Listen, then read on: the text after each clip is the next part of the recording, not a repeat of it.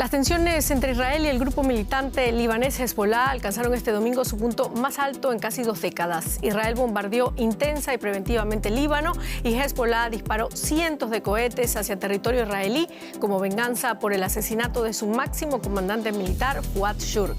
Con esto comenzamos. Los saluda Silvia Cabrera desde Berlín. Titulares. Al menos 3 muertos en los ataques cruzados entre Israel y Hezbollah de esta madrugada.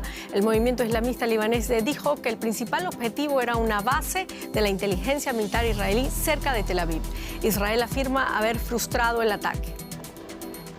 Se estancan las conversaciones entre Israel y Hamás para un alto el fuego en Gaza. La milicia palestina rechazó este domingo las nuevas condiciones de Israel en las negociaciones en el Cairo con la mediación de Estados Unidos, Qatar y Egipto. Y la Fiscalía de Alemania ordenó la detención preventiva de un ciudadano sirio por el ataque con puñal del viernes por la noche en Solingen. El grupo yihadista Estado Islámico reivindicó el ataque en el que murieron 3 personas y 8 resultaron heridas.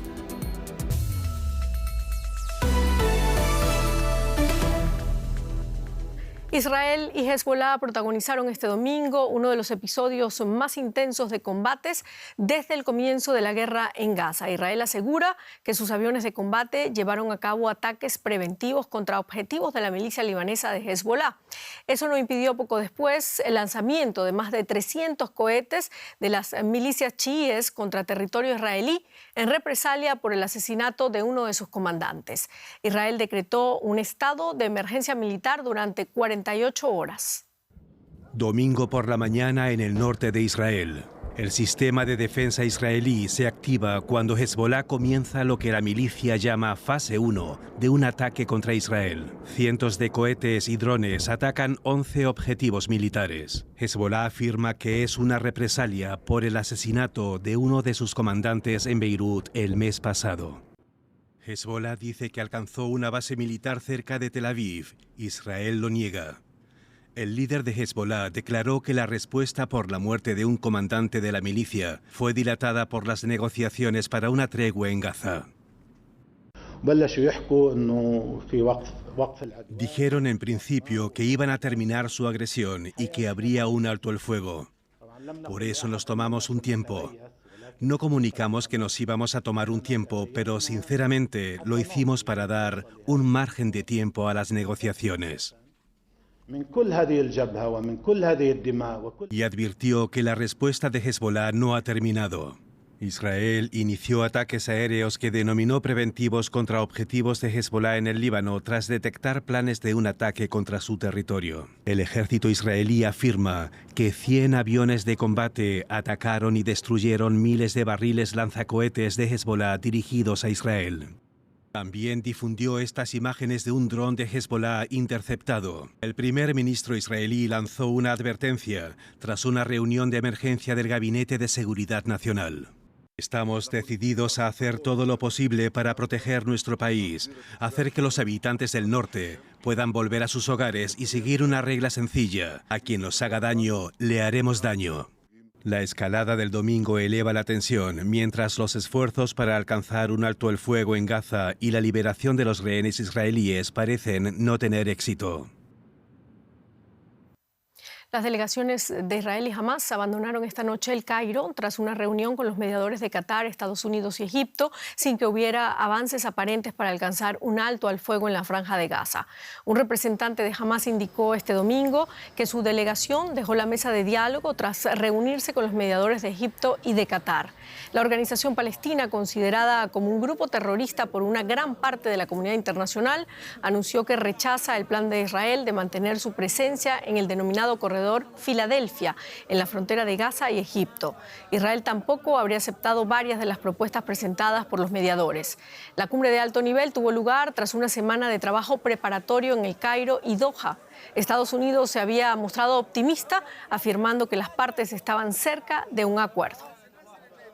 Y vamos ahora a Doha por más detalles. Conectamos a esta hora con Luciano Zácara, profesor investigador en el Centro de Estudios del Golfo de la Universidad de Qatar. Gracias por acompañarnos. Bueno, las negociaciones se producen, como dijimos, en medio de las tensiones entre Israel y el grupo militante libanés Hezbollah, que alcanzaron este domingo su punto más alto en casi 2 décadas.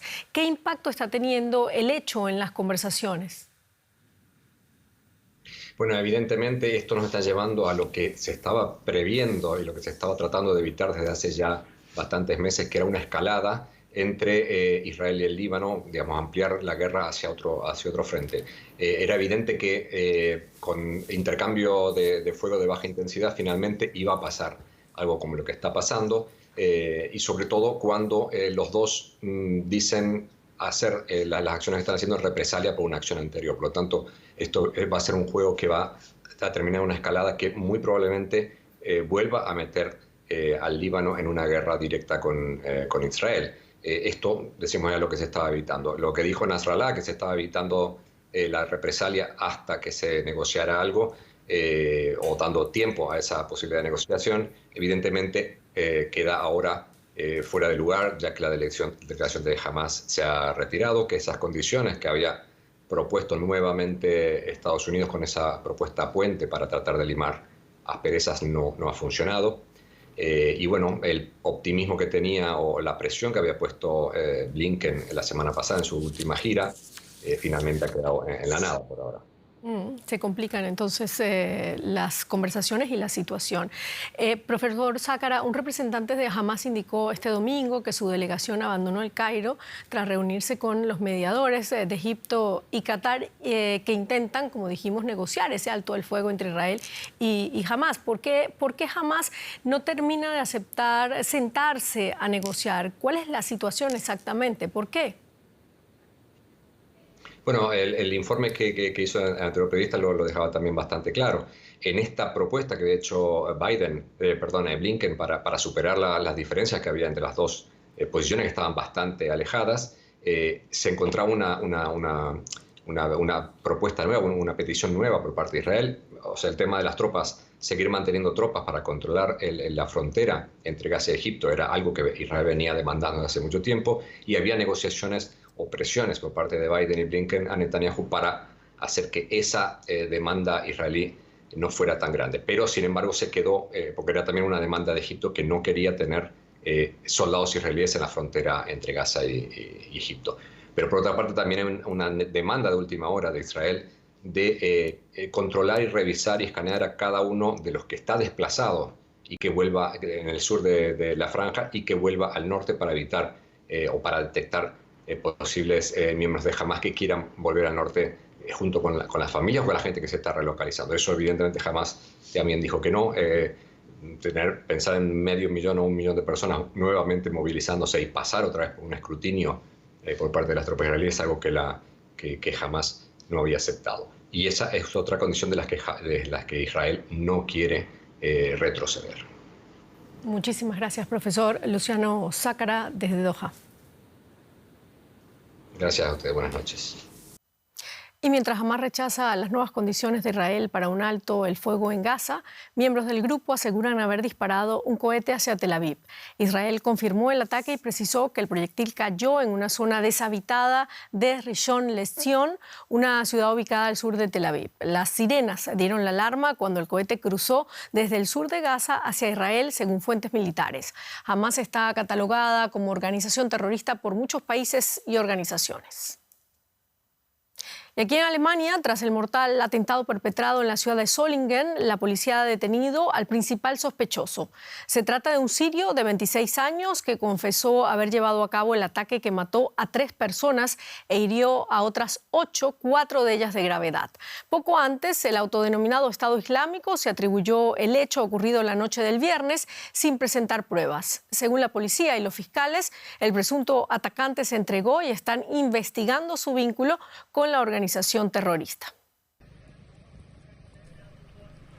Se llevan al presunto autor del apuñalamiento múltiple en Solingen, esposado y con cadenas en los tobillos, durante su traslado para comparecer ante el tribunal de Karlsruhe. El joven sirio de 26 años fue detenido el sábado luego de que él mismo se entregara y confesara el crimen.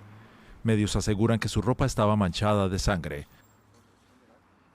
Su detención se produjo tras un día de intensa búsqueda que incluyó una redada policial en un albergue para solicitantes de asilo no lejos del lugar del ataque del viernes. Miles de personas habían acudido al centro de Solingen, donde se celebraba un festival, cuando un hombre comenzó a apuñalar a los asistentes al azar, matando a 3 personas e hiriendo a otras 8.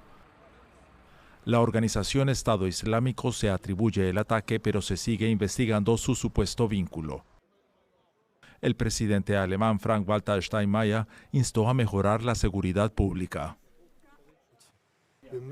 Tenemos que protegernos mejor de ataques como este. Y en relación al terrorismo, esto podría significar una ampliación de poderes. El centro de Solingen continúa acordonado mientras la policía sigue rastreando la zona en busca de pruebas. La población local está conmocionada tras el brutal ataque que conmemoraba el 650 aniversario de la ciudad.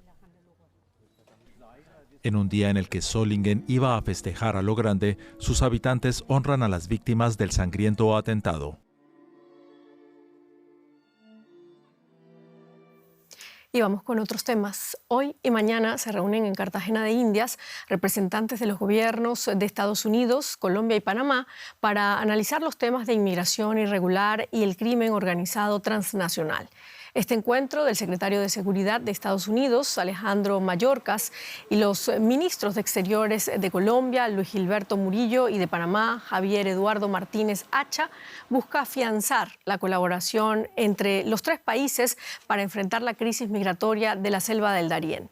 El pasado 1 de julio entró en funcionamiento un acuerdo entre Estados Unidos y Panamá para deportar a migrantes que cruzan el Darién, por donde pasaron en 2023, según datos del Servicio de Migración panameño, más de 500.000 de personas. ¿Y cuánto se tarda en nadar de un continente a otro? Quizá no tanto como creen si están en Turquía. Este fin de semana, nadadores de todo el mundo se zambulleron en las aguas de Estambul para participar en la travesía anual del Bósforo. Nuestra corresponsal Julia Han se unió a la multitud y nos trajo este reportaje. El estrecho del Bósforo en Estambul suele ser una ruta de navegación muy concurrida, pero una vez al año queda en manos de los nadadores. Más de 2.800 personas se sumergieron en el desafío y nadaron desde un continente hasta el otro este domingo, en una de las carreras más populares en aguas abiertas. El Bósforo estuvo cerrado para la navegación por unas horas, lo que permitió a los nadadores cumplir los célebres 6,5 kilómetros a nado, desde la parte asiática de Estambul hasta la línea de llegada en Europa. Es muy emocionante, aunque solo seas un espectador. La carrera es un desafío no solo por la distancia. Los nadadores tienen que avanzar contra una fuerte corriente, si no corren el riesgo de ser desviados y no alcanzar la línea de llegada. Algunos competidores son nadadores profesionales, otros solo personas con coraje. Esta tradición empezó en 1989 con unos pocos nadadores. Este año la competencia atrajo a participantes de más de 70 países. Es algo que quise hacer por 6 años y ahora por fin cumplí mi sueño. Puedes ir de un continente a otro nadando, eso es maravilloso. Y ese era mi objetivo. Hay que encontrar la corriente correcta y un punto de referencia. Eso es fundamental y luego acelerar al final. Este año el campeón transcontinental es de Turquía. Atakan Erkan nadó los 6,5 kilómetros en 45 minutos y 27 segundos.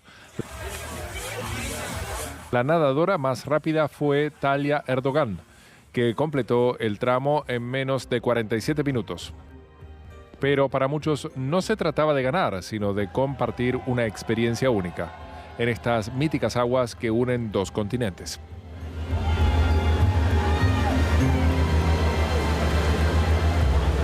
Bueno, y con esta competencia maravillosa terminamos nuestro informativo. Muchísimas gracias por habernos acompañado. La invitación es como siempre para que sigan acá con nosotros en DW Deutsche Welle. Hasta luego.